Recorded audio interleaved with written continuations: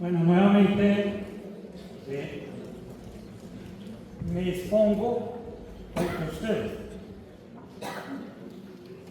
Le hacía una pregunta directamente a un estudiante de quinto de primaria con respecto a las formas como percibía la paz, y me asombró algo muy interesante con lo que me responde de esta manera.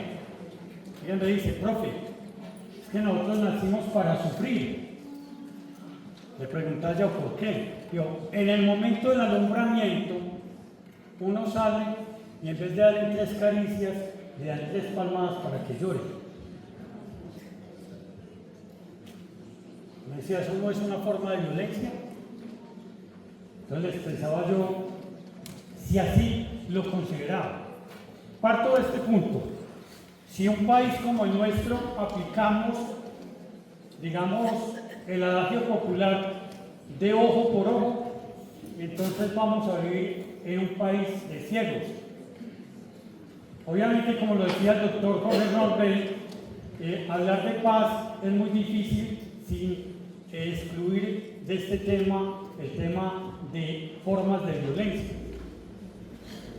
Cuando uno presta el servicio militar, uno de los cantos en el momento que marcha o en el momento que corre es: sube, sube, guerrillero, que en la cima yo te espero con granadas y morteros, y con tu sangre nos bañaremos. Entonces, parto de este principio. Culturalmente se han arraigado formas de violencia en los sujetos. Esas formas de violencia, de una u otra manera, nosotros no solamente heredamos genes, sino que heredamos nenes, o sea, patrones culturales. Y esos patrones culturales se han arraigado en la sociedad. Y arraigarse en la sociedad ya implica de que desde las estructuras de acogida, como lo es la familia, como lo es la escuela y como lo es la sociedad, gestionar la paz es un reto titánico. Hoy nosotros los maestros tenemos un compromiso social frente a la gestión de la paz.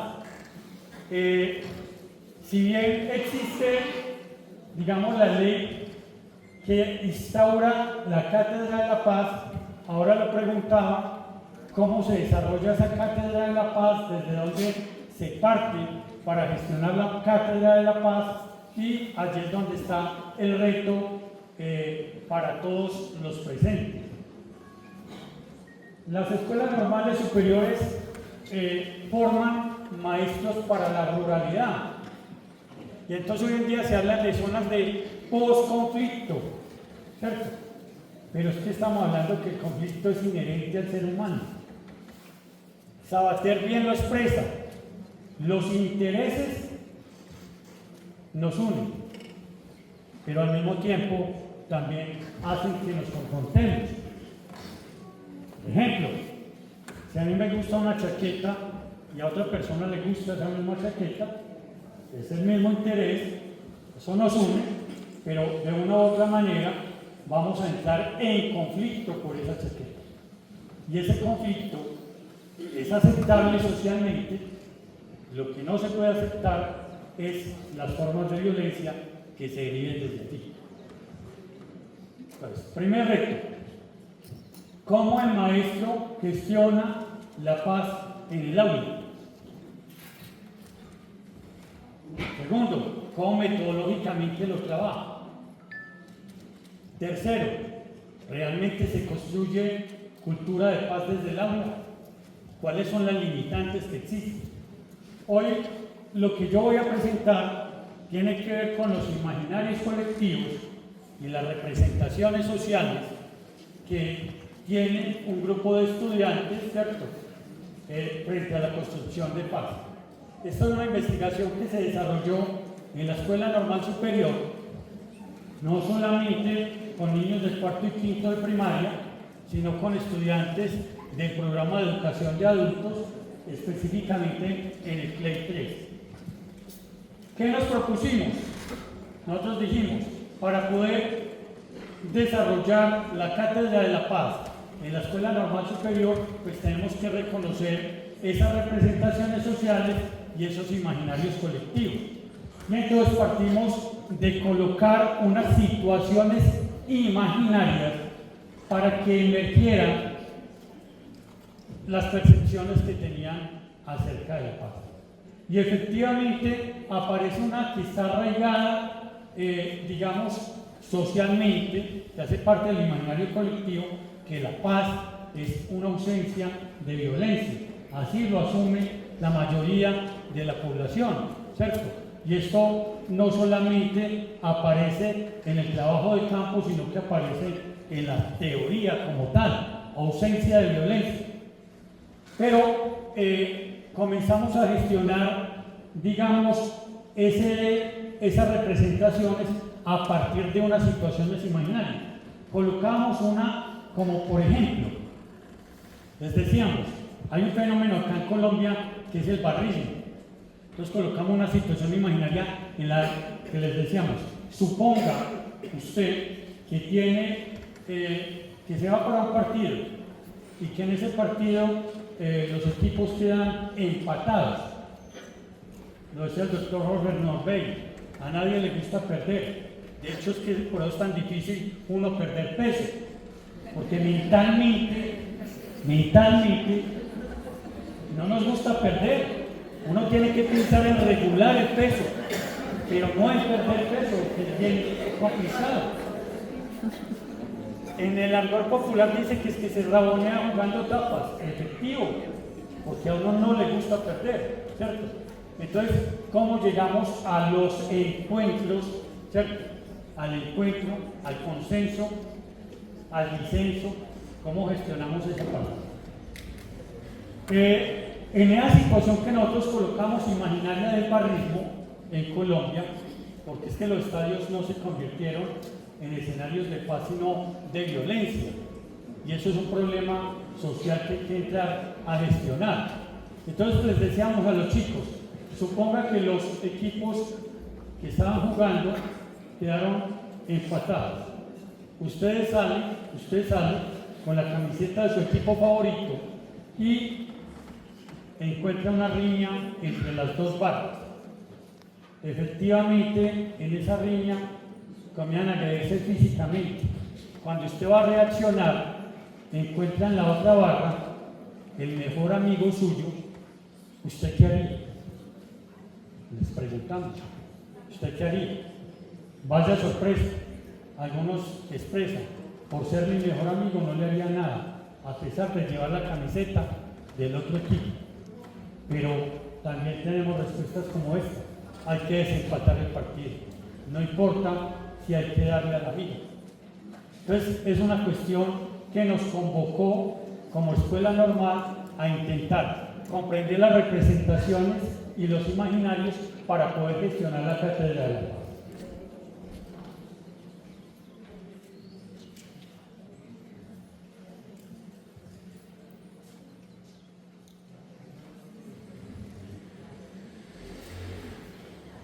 Muy bien.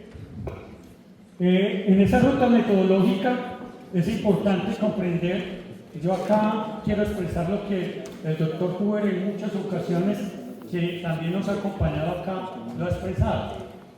Un marco teórico, ¿para qué le sirve a uno? Ese marco teórico tiene que ser el acervo, el tamizaje de la información que uno recolecta en el campo, ¿cierto? Pero no nos podemos centrar o ubicarnos únicamente en autores que expresan muchas cosas, ¿cierto? Pero en territorios diferentes. O sea, no se puede hacer generalizaciones con esto. Nosotros tenemos que entender cómo comprenden la paz algunos autores, pero tenemos que comprender cómo se interpreta la paz desde este territorio. Entonces tenemos aquí un contexto fundamental, es cómo gestionamos la paz desde el aula, ¿cierto? Cómo esa paz gestionada desde el aula puede configurar o transformar el territorio, y a partir de allí utilizamos ciertas teorías para poder interpretar esta información. Hicimos unas discusiones frente a esto que la socializamos ante la comunidad educativa y obviamente hoy queremos compartir.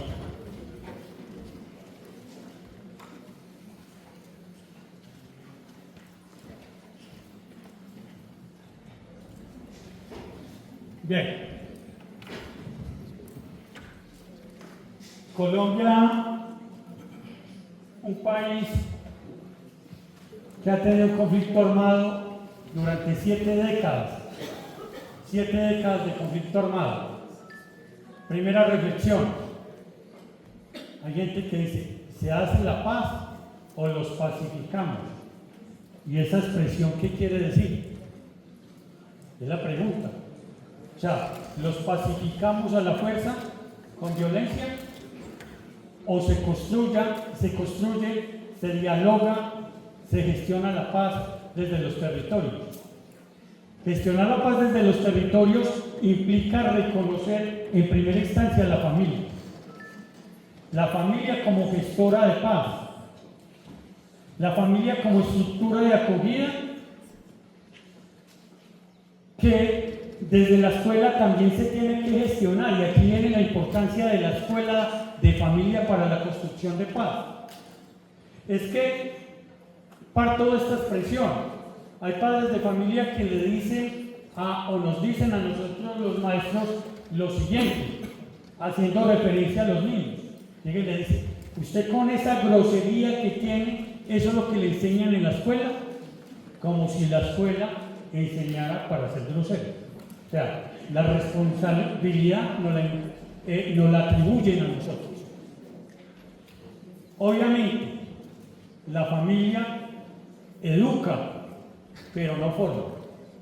Porque la formación es inherente a la escuela. ¿Y por qué es inherente a la escuela?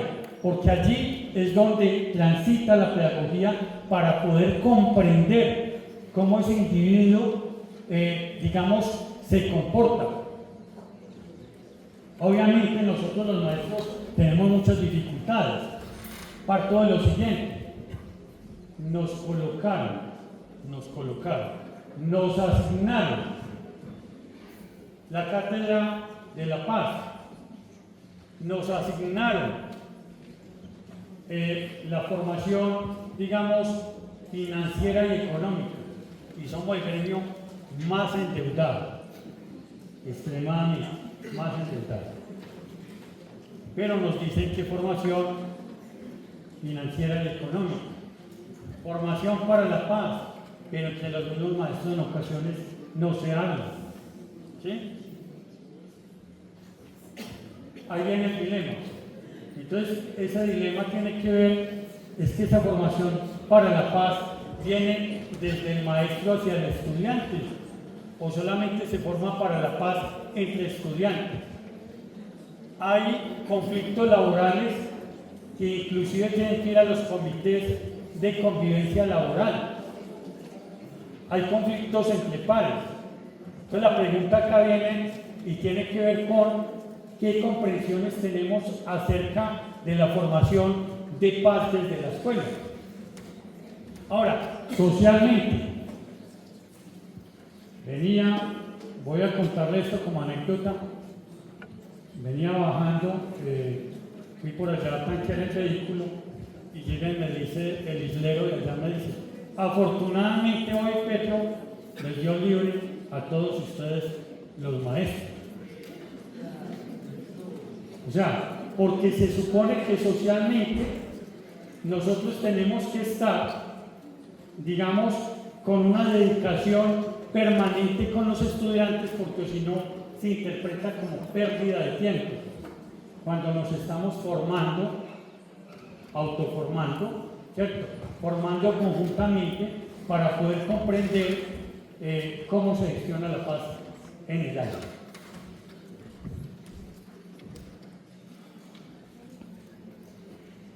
Bien, nosotros teníamos un objetivo específico, que era analizar cómo el reconocimiento del conflicto impacta la cultura de paz en el territorio. Pero al mismo tiempo queríamos conocer los deseos de aportar al desarrollo sostenible. Entonces, ¿qué hicimos? Con esto de la Cátedra de la Paz, no se puede reducir exclusivamente a hablar, por ejemplo, cómo, entre comillas, resolvemos situaciones conflictivas, sino que también tenemos que hablar de patrimonio cultural, de desarrollo sostenible. Hicimos algunas preguntas que tenían que ver con esta situación. Supongan ustedes, estudiantes, que tienen una tierra y en esa tierra es rica en agua, y esa tierra rica en agua, esa agua se comparte con la comunidad. Cuando les decíamos que se compartía con la comunidad, les colocamos un dilema. Llega una multinacional y le ofrece a usted plata por esa tierra, pero le dice que no puede compartir el agua con los miembros de la comunidad como usted lo hacía. ¿Usted la vendería sí o no? ¿Y por qué?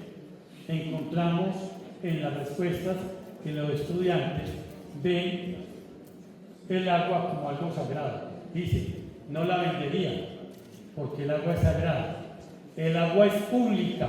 De ahí viene la postura de Hannah Arendt, donde expresa que lo público es de todos sin ser de nadie.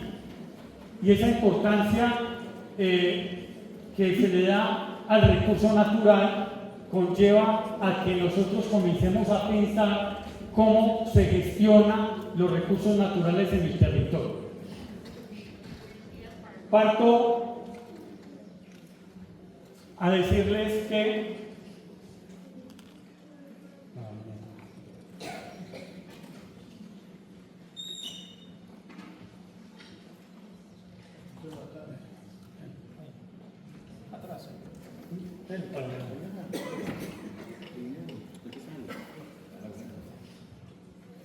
bien, resulta que esa Cátedra de Paz tiene tres componentes fundamentales. El primero, que tiene que ver con la cultura de paz, un segundo, que es la educación para la paz, y un tercero, que tiene que ver con desarrollo sostenible. Teóricamente está estructurado de esa manera. ¿Qué encontramos? Que en las instituciones educativas y propiamente en la nuestra se estaba viendo que se reducía el currículo a la formación en la educación para la paz, pero que no se estaba trabajando enormemente la cultura de paz, que tiene que ver con los valores ciudadanos, con la formación en derechos humanos, en la prevención de la violencia y en la resolución pacífica de conflictos. Asimismo, se está dejando rezagado el desarrollo sostenible cuando no hay unos diálogos fluidos frente a los recursos naturales, los bienes culturales de la nación, la política pública ambiental y las ecorregiones y territorios. O sea, que el estudio arrojó que fundamentalmente la escuela normal, hablo por la escuela normal, debe incorporar en el desarrollo de la Cátedra de la Paz los tres ejes de manera específica. ¿Eso qué implica? Que la formación inicial de maestros, en términos de desarrollo de proyectos transversales, proyectos de ley, demande que se conozca profundamente estos componentes de la Cátedra de la Paz y se trabaje a partir de las percepciones que tienen los estudiantes acerca de cada uno de estos componentes. El estudio abordó 92 escolares. De los 92 escolares se tuvo como unidad de análisis 22 estudiantes. Entre los 22 estudiantes estuvimos trabajando con unos estudiantes que les colocábamos esta situación para mirar lo de equidad de género. Voy a mencionar la situación que nos pasó allí. Hacíamos esta pregunta tanto a hombres como a mujeres con respecto a esta situación. Les decíamos, suponga usted que tiene que contratar un nuevo empleado para su empresa. Ese empleado tiene, cuando usted revisa las hojas de vida, encuentra de que la formación tanto del hombre como de la mujer que está analizando la hoja de vida es igual. Tienen el mismo pregrado, tienen el mismo posgrado, la misma formación en inglés, pretenden el mismo salario. Ahora sí, contéstenos a cuál contrataría y por qué. ¿Y qué sucedió?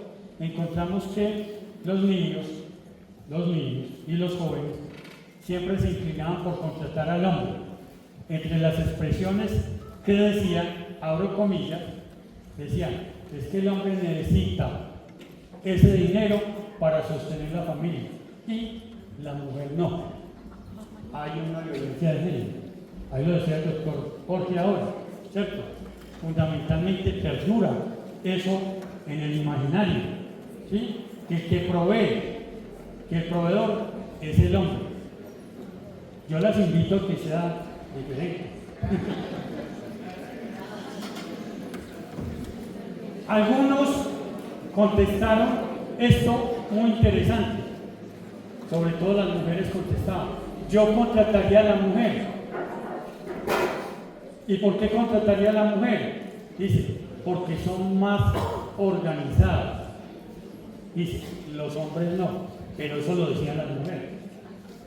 Violencia de género, y allá por acá también.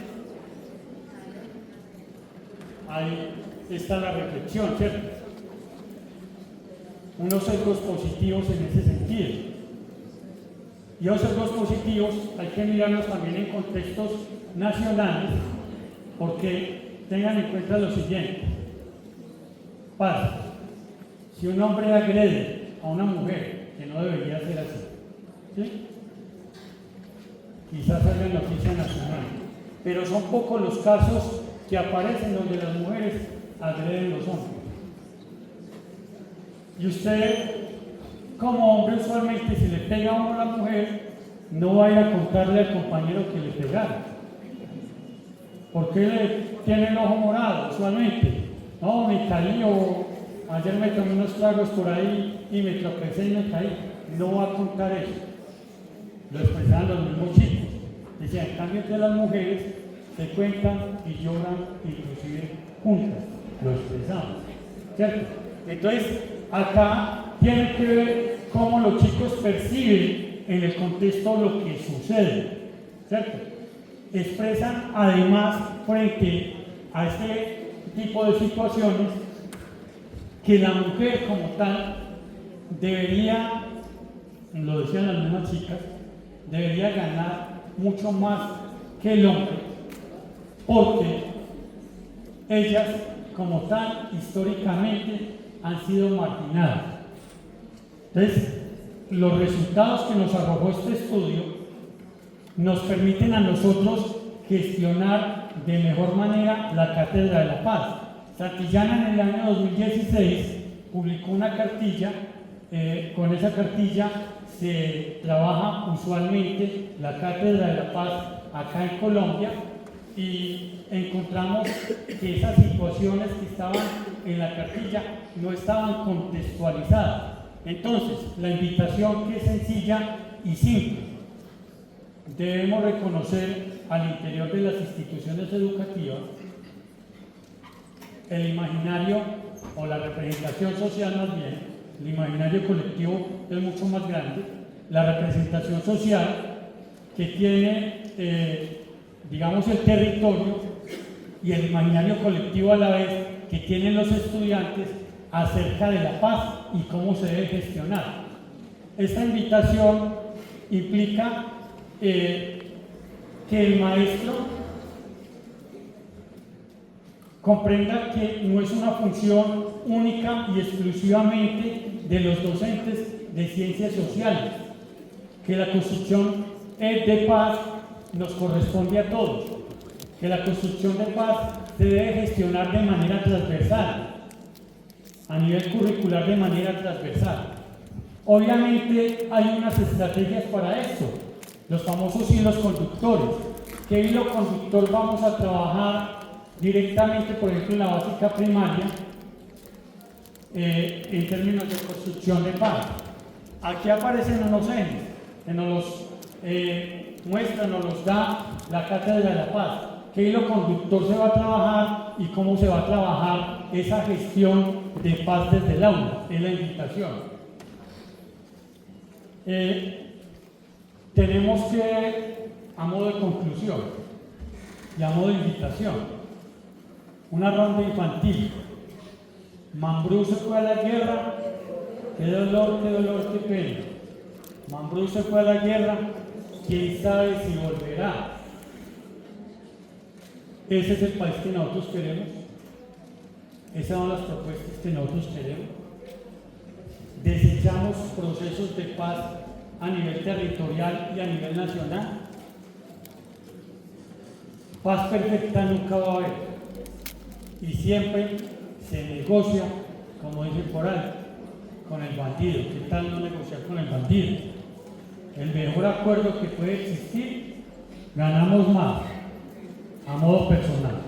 Ganamos más negociando que matándonos. Muchas gracias.